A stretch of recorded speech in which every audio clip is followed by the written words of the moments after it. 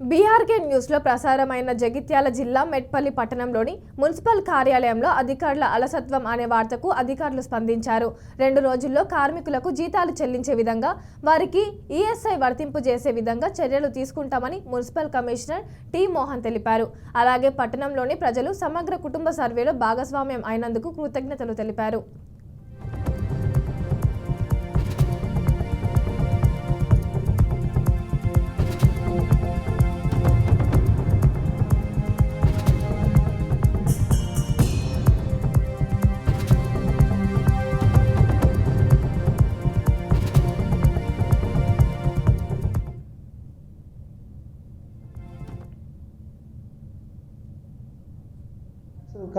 Tax కలెక్షన్లు రాలేకపోయినాయి.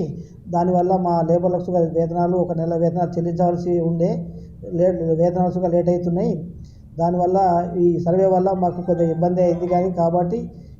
కానీ సర్వేలో అందరూ సహకరించినందుకు వారికి ధన్యవాదాలు. కలెక్షన్కి వస్తారు, ట్యాక్స్లు అందరూ చెల్లించాలి. రెండవది, ట్యాక్స్లు చెల్లించిన తదుపరి మా లేబర్లకు వేతనాలు చెల్లిస్తాం. త్వరలోనే ఆ వేతనాల బకాయి ఉండకుండా చూస్తాము. ఈ 1 నెల బకాయి ఉంది కాబట్టి ఈ 2 రోజులలో ఆ వేతనాలు చెల్లిస్తాము. కాబట్టి ఎలాంటి ఇబ్బంది ఉండదు.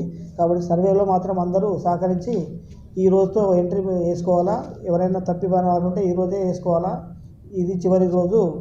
రేపటి నుంచి అయితే ఎంట్రీ చేయబడదు.